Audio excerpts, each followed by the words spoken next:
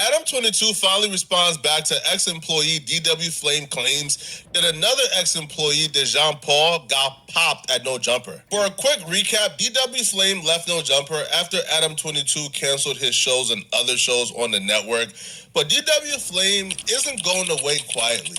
Adam, you're worried about the wrong things, champ. I'm going to stop this right here just to let you know. This guy may not be an active gangbanger, but he is an active gang member, aka a street nigga. And the reason why I'm making this video is because this is very appalling. Now, as a fan of hip hop, rap, whatever you want to call it, all my life, I've been taught to believe a certain thing and feel a certain way about California gangbangers. Now, not only do this whole booty bandit shit come out about how all these OGs is really booty bandits. See, in Michigan, I was only told about this nigga named Scrap Iron. And he'd catch you and get you. That's what kept me out of jail. I heard about Scrap Iron. That's why I wasn't going to jail. I didn't want to deal with Scrap Iron. But these motherfuckers, you hear little stories about them. Your big homie from the set in the joint won't your hook up. That's kind of deep. That's kind of deep. The reason I'm making this video is because everything I've been led to believe about California gangs and California gang bangers has been ultimately disrespected by this white guy, Adam 22. And these niggas is allowing it. And on this same YouTube platform of No Jumper Adam 22, if a black dude makes the same infraction that the white dude do, oh, they gotta crash out on the black man, but the white dude get a pass. It's kind of like WWE gangbanging or gangbanging WWE. You know what? Let's check it out. That's what we gonna do. Let's finish listening. Don't worry about paying DeJean about letting him get shot at No Jumper by a fake security guard. Rick Baby would jokingly regard this as snitching in a tongue-in-cheek way, but he really wasn't. It is. That's called dry snitching. Now, there's different levels to this street nigga shit. I'm a hustler. That mean I just keep my mouth closed and I let the people around me do things. Nah, a gangbanger supposed to categorically deny, like mouth zipped. Like he can't even say, I don't know, because he's a fucking gangbanger. That's their rules. Why he not following them? I don't know. I was led to believe people got DP. They beat the shit out of Crip Mac in Baby Snap's alleyway. But shall we continue? Serious. I'm like, man, but people took it like, oh, Sharp been told. Like, well, I'm like, nigga, told on what? Speaking of snitching. No, dog. Go home. We're not even doing that today. Hell no. I'm just saying. What you got to say? No, all right, we ain't got to say that. I'm just saying. Like, can you talk about a shoot that ain't been adjudicated? I don't want to talk about me personally. Alleged, but nobody even knows what the happened. Adam is finally responding back to DW Flame. Now, Adam will firstly say, freeze! Now, y'all heard that dark-skinned nigga in the background. That is Brick Baby, a.k.a. the leader of the kill squad that don't kill nobody. You know what I'm saying? I'm trying to be serious, but this shit is so despicable, it's hard for me to keep a straight face. Now, this guy, Brick Baby, he's supposed to be friends with the first guy we saw, but they from different gangs. They not necessarily rival gangs, but they don't necessarily fuck with each other gangs. You know what I'm saying? And you know what? We're going to watch the rest of the video, see how it play out. I just wanted to point that part to you. But you see how he just like sideways sneak diss his homeboy. If your homeboy do some fuck shit or some shit that could be viewed as flaw, you supposed to bring that to him. And if y'all really friends, no matter how bad that conversation get, that's just between y'all. You don't put that on the internet. But some of y'all don't know that. But you don't put that publicly. If somebody is your friend and they do something flawed, then you check them between y'all. And if they continue to do flawed shit, then you separate yourself. But you don't expose your friend. That every employee at No Jumper and everybody who knows what took place or what didn't take place, They know that nobody was shot at No Jumper. Some stuff about Adam, you don't want to pay a black man his money because he got shot at No Jumper, yada yada. Which that to me was very concerning because I know what DW knows, and I know that DW, just like every single other person in this office, knows that nobody got shot at No Jumper. So that right there made me think maybe I kind of missed.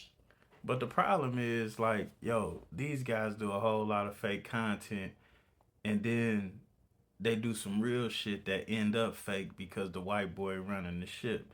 Long story short, you don't know what to believe about what happened up there, but it's clearly a toxic situation with too many variables. So the idea of somebody possibly getting shot up there is plausible. I mean, shit, Adam to have somebody run in there and pull a gun on him. We didn't have people get their cars robbed. People have fights. Motherfuckers in there kissing each other in the face. It's all type of shit going on in that bitch. So somebody being able is just like I tell my son. Somebody could lie on you, but setting the scene or setting the circumstances for that lie to be believed, that's all on you. That's on you. This on the white boy. Because it really didn't take a lot for you to come on here and start lying. Fortunately for me, I have no idea what's going on because I'm never told anything. People think that I have a big mouth, so they don't tell me anything that happens. Literally, there's been some things that happen.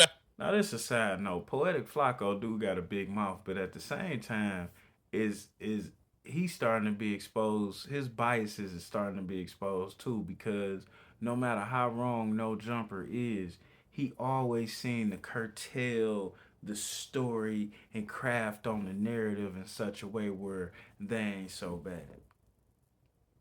But some of that shit is so bad. But we ain't gonna get into that on this video. We just gonna talk about how the white boy is running all the gangs in LA, because that shit is hard for me to motherfucking believe. No Jumper, where I hear from people, yo, we were told to never tell you anything because you have a big mouth and you will put it on your channel.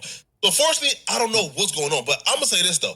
In the grand scheme of things, Brett, none of this should be on the internet. Like, none of this should have been on the internet. And I don't even blame DW Flame because most of this was already out. Like, all of this or most of it was already out. So DW Flame, you know, in hindsight, if we're being fair, didn't really break any type of pressing news.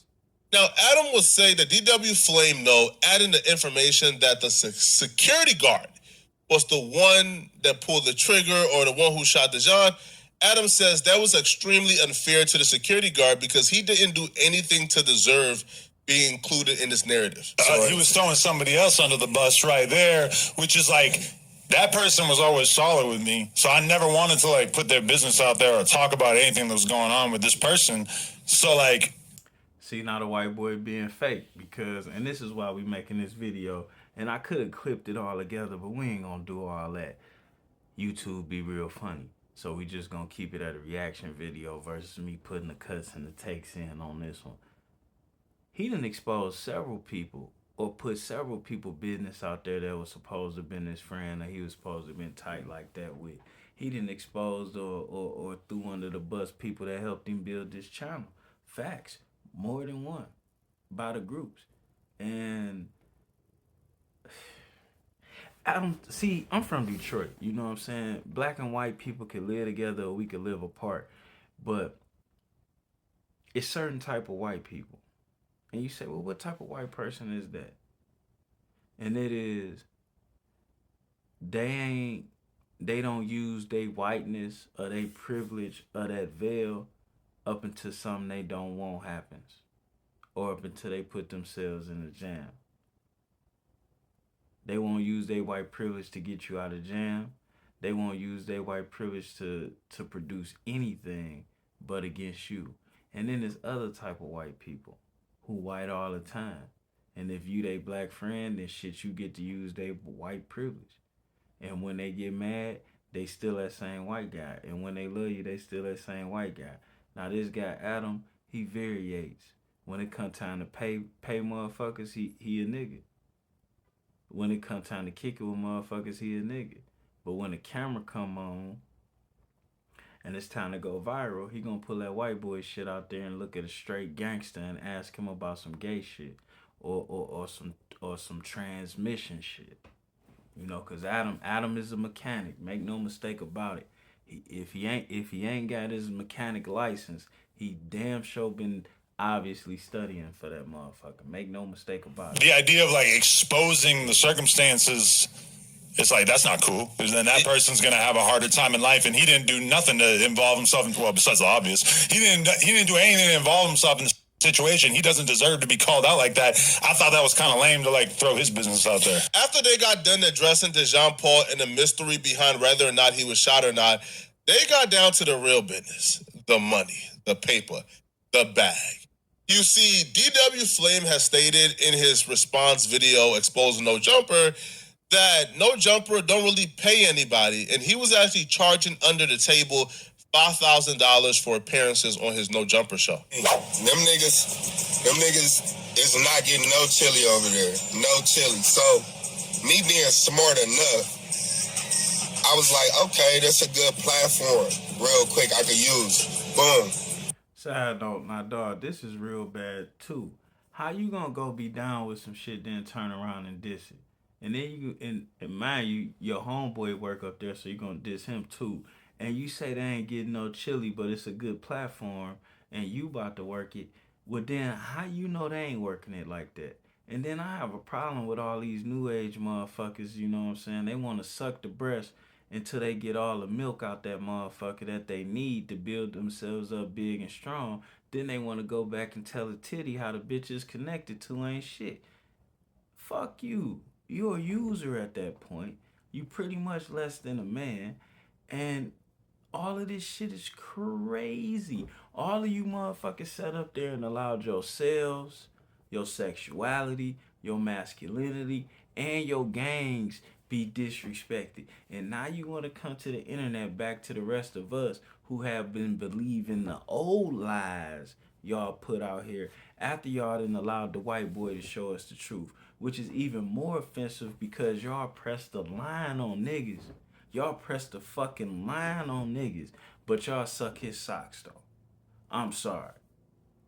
Like this nigga, him and the other dope fiend looking motherfucker, now they about to bang out. But did anybody bang out on a white boy? They ain't no different than Whack 100 snatching up Flacco, which is the chubby stuttering motherfucker in the rest of this video. He snatched him up for some shit that the white boy did to him 3 days prior. The same shit. These motherfuckers faking in $3 bills. You know what I'm saying? I don't necessarily mean no respect, because I guess if you believe it, then that make it true. But this ain't the shit we need to do. I mean, that's just my opinion. Talk to Adam, he like, I really don't pay niggas here. I give niggas like a couple $100 a show, whatever. I'm like, all right, cool, I know. What?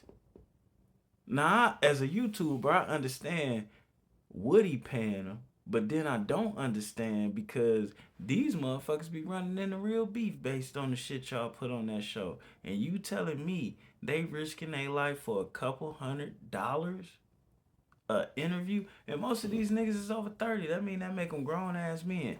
Some of these niggas is over 40. But we gonna leave that alone too. What I'ma do, being me, I'm 3 steps ahead. I'm like, I'm gonna get my own show, which I did. And then I ran up bands with my show. You feel me?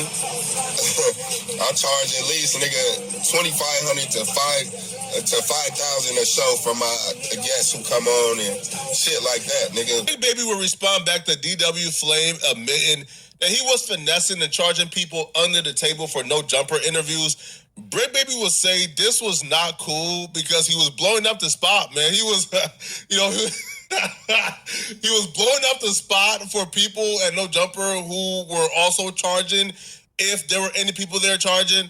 Now, here's the thing, right? Like, not too many people do interviews at No Jumper or have shows. I believe it's myself, Brick, Sharp, Remo, and Adam, right?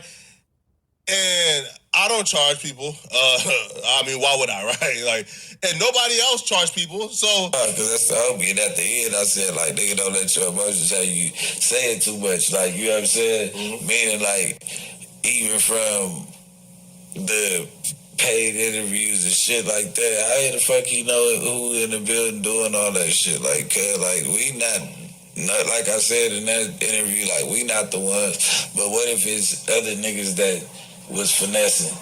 And then, nigga, you get what I'm trying to tell you? Like, that put a microscope on them now that you gone. Whatever the case is, you know what I'm saying? Mm-hmm. I can't tell you how many times this nigga done got on this same platform and dry snitched on himself, his gang, and everybody else. I'm gonna cut this right here because typically, man, some of this shit just be too much ignorance for me to digest. I already got a 13-year-old son. That's like a daily dose of enough ignorance for a lifetime, to be honest with you. So like watching grown ass men be ignorant to this degree for a couple $100, like that shit kind of bothered me. You know what I'm saying? Also watching black men who done killed other black men suck the socks of a white man for no reason at all. That shit is rather appalling to me. You know, I'm not dissing California gangbang culture or none of that, but it seemed like these representatives on this show here been disrespecting it a lot, and y'all been letting that slide. And if I, as an outsider, showed I as a black man, if I as a black man did what they doing, California gangs would be trying to press me from 3,000 miles away. But y'all got this white boy sitting right there around all y'all. I ain't gonna say he worse than Vlad, but and I ain't gonna say Vlad is that bad. Niggas want to sit on the couch and tell their life story. That's it.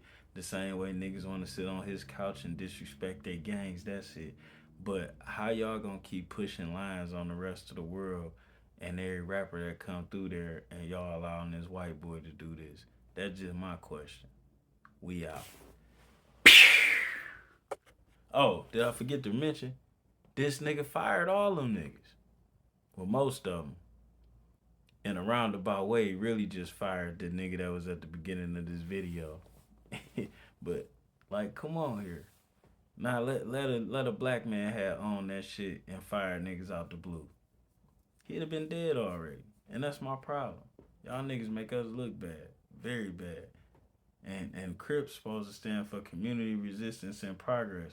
So I've been told. But the community ain't resisting that cracker's progress at all. As a matter of fact, they rolling over dying to assist this nigga. The fuck part of the game is that?